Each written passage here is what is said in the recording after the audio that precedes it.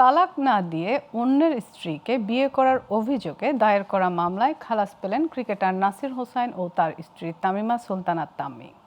ঢাকার অতিরিক্ত chief metropolitan magistrate জসিতা ইসলামের আদালত এ রায় ঘোষণা করেন। নাসির হোসেনের আইনজীবী জানান, তালাক দিয়ে পরবর্তীতে নাসির হোসেনের সাথে বিবাহ বন্ধনে আবদ্ধ হন তামিমা, তাই আদালত খালাস দিয়েছে।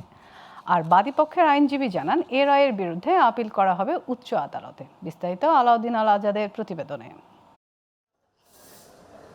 বুধবার ঢাকার অতিরিক্ত চিফ মেট্রোপলিটন ম্যাজিস্ট্রেট জসিতা ইসলামের আদালত তালাক না দিয়ে অন্যের স্ত্রীকে বিয়ের অভিযোগ দায়ের করা মামলায় খালাস দেন ক্রিকেটার নাসির হোসাইন ও তার স্ত্রী তামিমা সুলতানা তাম্মিকে।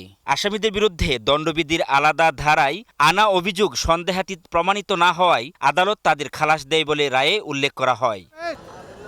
মামলার অভিযোগে বলা হয়, 2011 সালের 26শে ফেব্রুয়ারি তামিমা ও বাদী রাকিবের বিয়ে হয়। তাদের 8 বছরের একটি মেয়েও রয়েছে। কিন্তু রাকিবের সঙ্গে বৈবাহিক সম্পর্ক আইনিভাবে বিচ্ছেদের আগে 2020 সালের 14ই ফেব্রুয়ারি তামিমা ও ক্রিকেটার নাসির হোসেন বিয়ে করেন। নাসির হোসেনের আইনজীবী জানান, তালাক দিয়ে নাসির হোসেনের সাথে বিয়ে হয় তামিমার, তাই আদালত সন্তুষ্ট হয়ে খালাস দিয়েছে। এই তালাকটা যথাযথভাবে তামিমা সুলতানা তার আগের হাজবেন্ড অর্থাৎ রাকিব হোসেনকে দিয়ে তারপর ক্রিকেটার নাসির হোসেনের সাথে বিবাহ বন্ধনে আবদ্ধ হয়েছেন।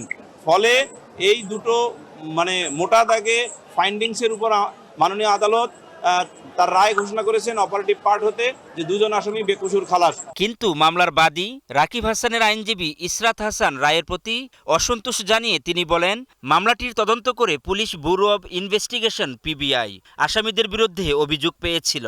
যেই রায়ে আমরা সবাই সংক্ষুব্ধ। আমি মনে করি অপরাধীদেরকে ছেড়ে দেওয়া বাদীর সাথে অন্যায় করার শামিল।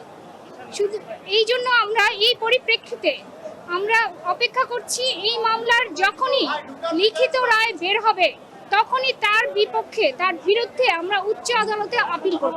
2021 সালের 24শে ফেব্রুয়ারি ঢাকার মেট্রোপলিটন ম্যাজিস্ট্রেট আদালতে তাম্মির সাবেক স্বামী রাকিব হাসান বাদী হয়ে এই মামলাটি দায়ের করেন। আলাউদ্দিন আল আজাদ, গ্লোবাল টেলিভিশন, ঢাকা।